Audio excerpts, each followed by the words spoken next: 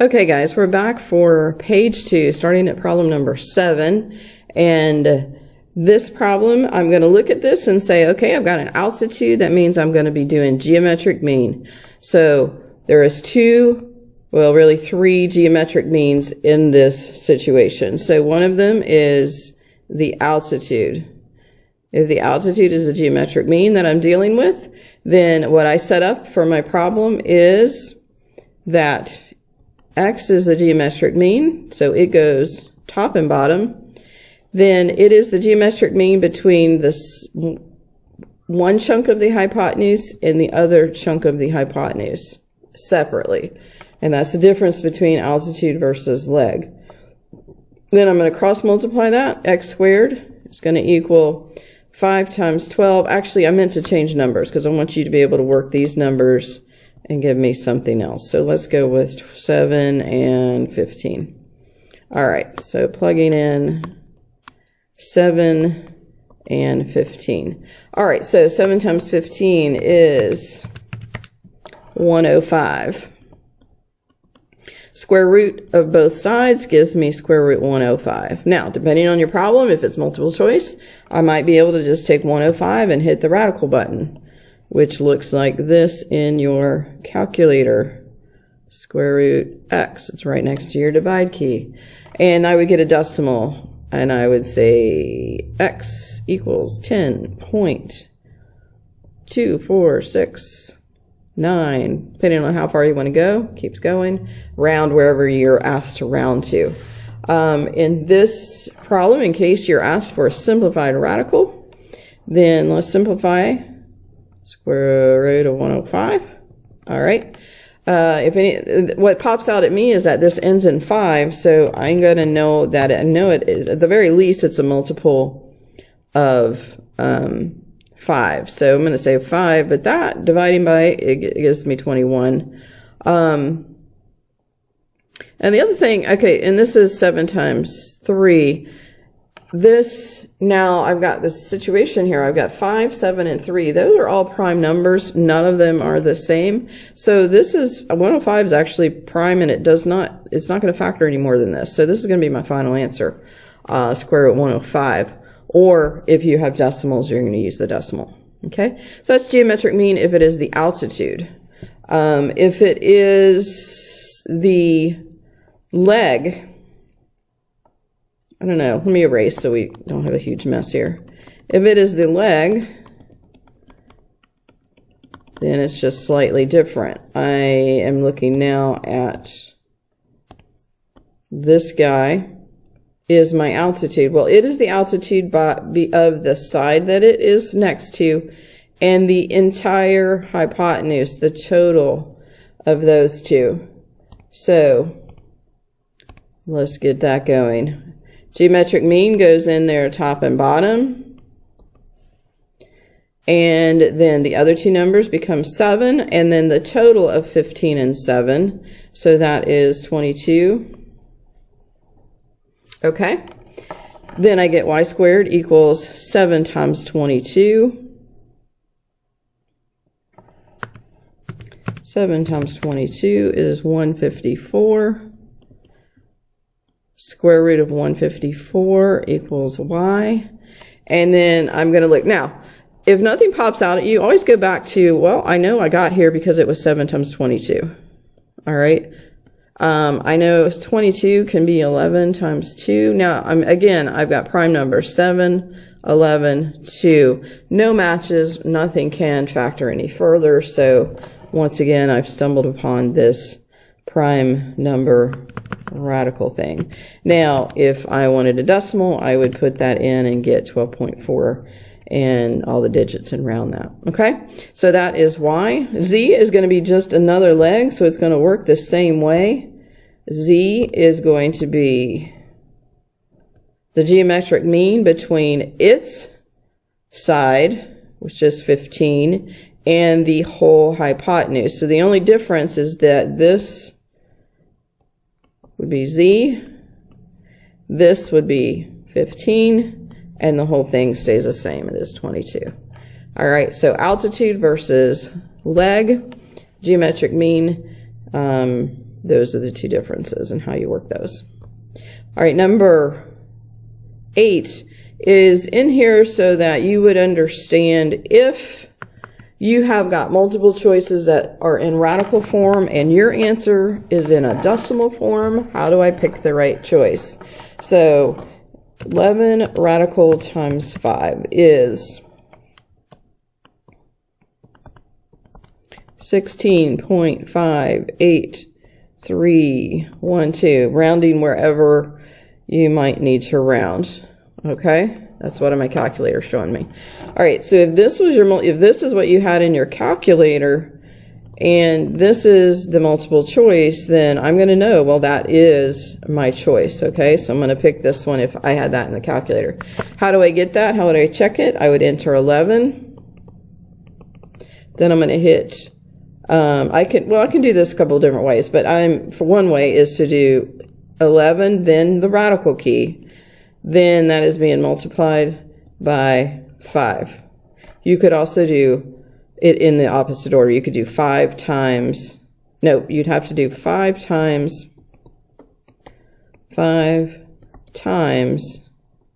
11 radical. So I'm going to just test it out real quick. 11 radical times 5 is that, or 5 times 11 radical is the same thing. Okay, so either keystroke combination will get you. The point is it wants you to give it the number before you give it the radical sign. Okay, that should be an X. All right, number 9. Find the missing side and the angle of elevation. All right. We got 2 problems in one. Let's tackle the first one first. Missing side. What do I have? I have sides. This is a 5. I'm going to switch it for my problem to a 7. And this is a 9, so I'm going to switch that to 12 so that you can work with your own set of numbers.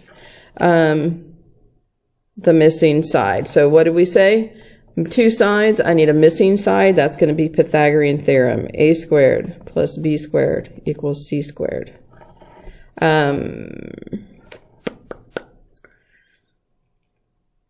So I'm going to say 7 squared is a leg plus the other missing leg equals 12 squared.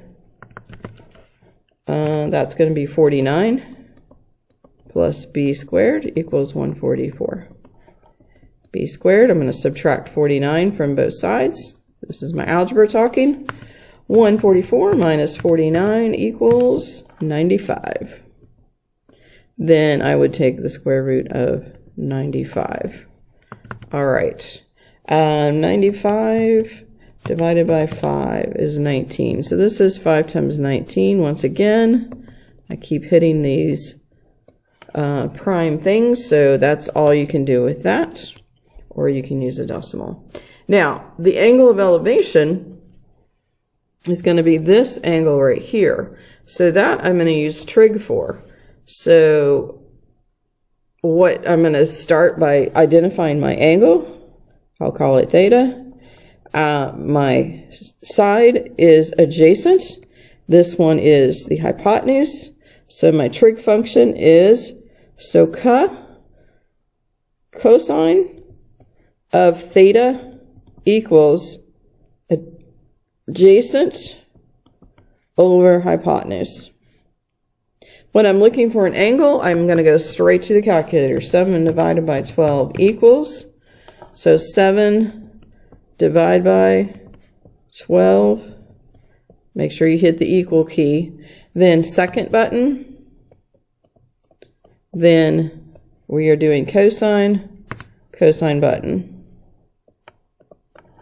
And that will give me a value of, in this case, I'll just estimate it's 54.314, round up to 7, or depending on your problem or your multiple choices, it may just say around to the nearest degree. All right, going good. That's number 9. Number 10. Draw a triangle so that sine of A equals 21. Then find out how long the missing side is. Well, this sounds tricky. Let's see what we do here. Let's do step 1.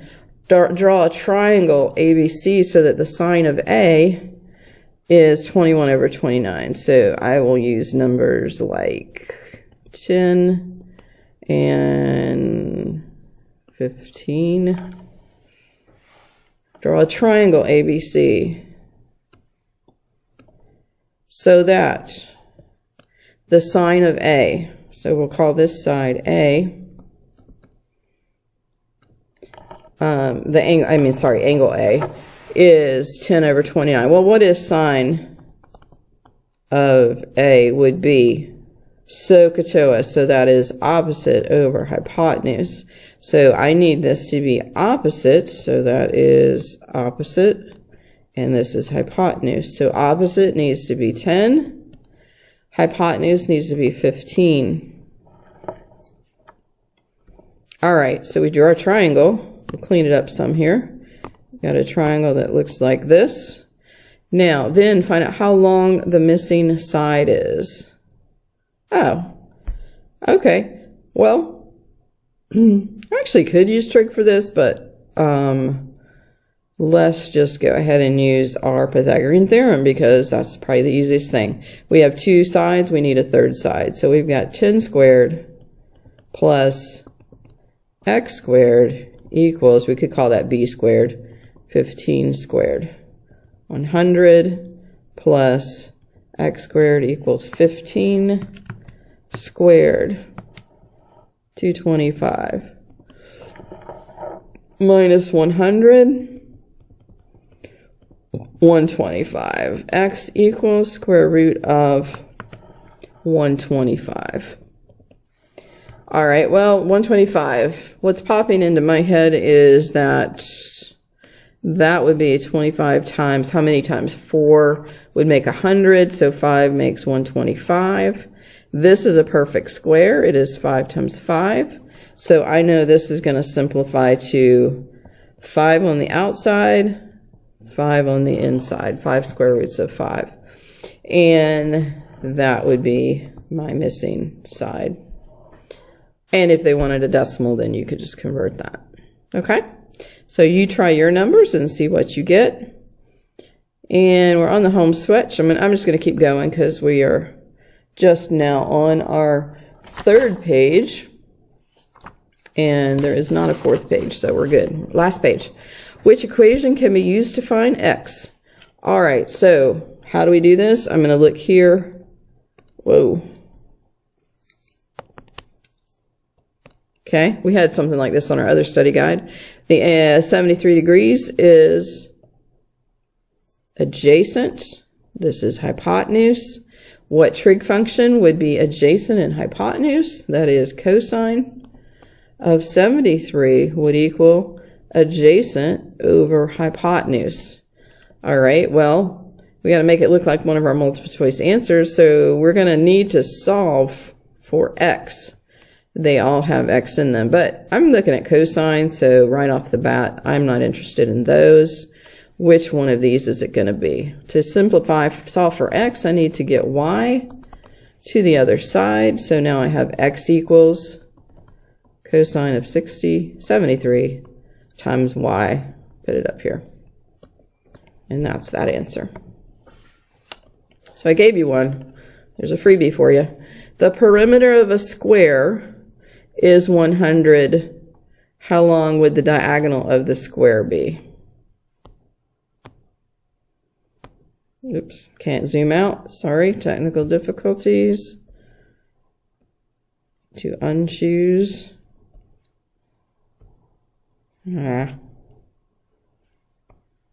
It's wanting me to. Okay.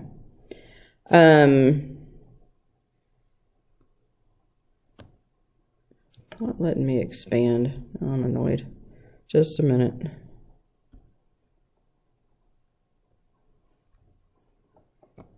Okay. The perimeter of a square was 100. How long is its diagonal? So a couple things you need to know. Perimeter of a square. That is the total of the 4 sides. So if we know a square has 4 sides, If the sides add up to 100, how many is each side? That would be 25. So we got 25 here, 25 here, 25 and 25. How long is this diagonal? All right, so the triangle that we're working with is going to be a 45, 45, 90. Now, like I said, we're not doing special right triangles. If we were, this would be a super quick problem. You would have 25 for the sides, and the hypotenuse would be 25 times the square root of 2, and that's something we would know with special right triangles. But we didn't go through that, so let's look here.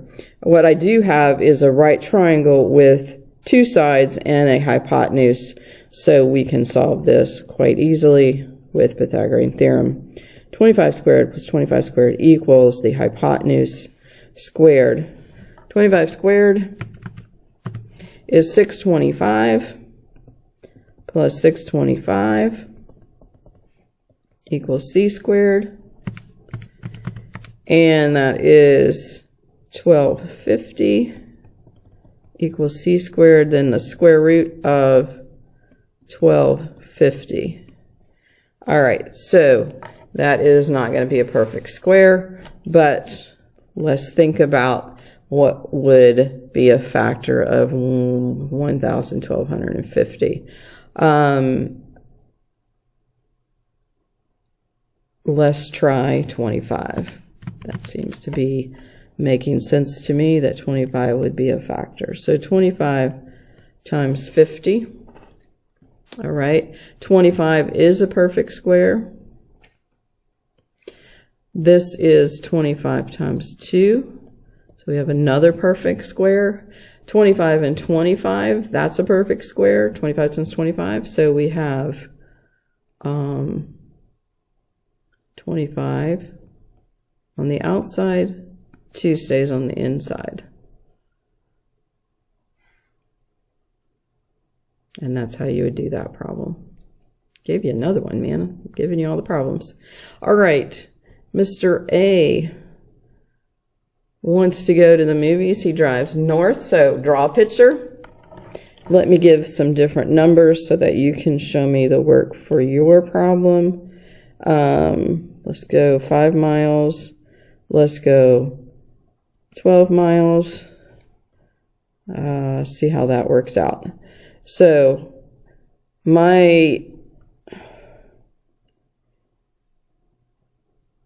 we're going to drive north for 5 miles, then drive east for 12 miles,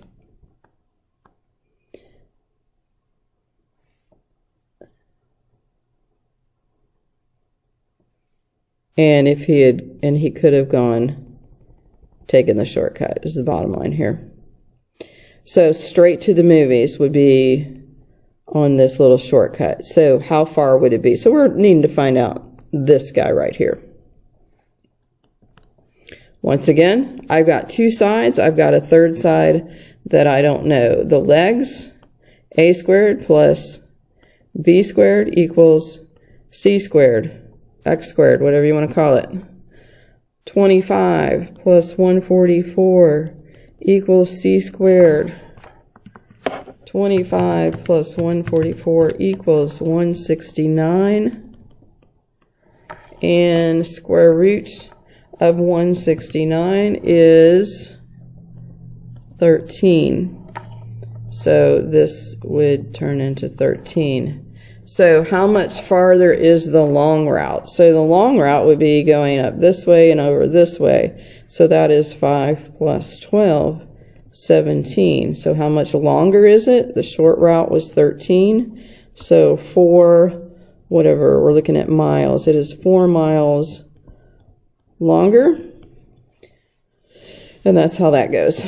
What is the angle of elevation from a man lying on the ground looking up at a cloud and 2,000 feet in the sky? So I'm going to make my cloud 1,500 feet, and it is, we'll go 1,800 feet. Let's see how this looks. What is the angle of elevation from a man lying on the ground? So I'm on the ground looking at a cloud. I'm here. I'm looking up. That is 1,500 feet away horizontally. All right, so I'm over here then. It is 1,500 feet away horizontally and 1,800 feet in the sky. So that's a measurement going straight up. The angle of elevation, so I'm looking up at the cloud. My angle of elevation is here. All right, so we are asked for an inverse trig. We're asked for an angle, so I'm using inverse trig. So I'm going to say this is opposite, this is adjacent.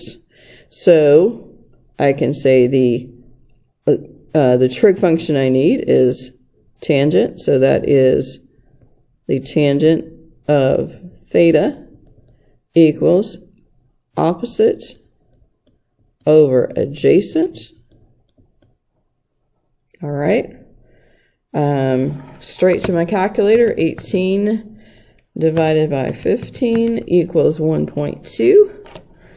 Inverse tangent, and I get theta equals 50.1944, depending on what you're asked. If it said nearest degree, that would not round up, so I would say 50 degrees, or some other version of that. Inverse trig. So my buttons were, I just put in 18 and 15, but it doesn't matter. You're those the same thing. 18 divided by 1,500 equals second button, tangent. And that's going to give you your degrees. All right. Very last page, yes? Or did I? Let's look. Oh my goodness, we finished. Holy cow. All right, good deal. If you have more questions, I'll check the comments probably tonight, and maybe if you've got something you want me to look at, just leave your name in the comments and I can email you or something like that. But plan on your DIA on Monday, and this is due Monday with your version of the answers. And so good luck. Let me know. Yeah, if you need specifics on a problem, let me know, and then I can just maybe email you something. All right, have a great day, and this is going out to David from 7th period. If you like this video, hit like and subscribe. There you go. Have a great day. Bye.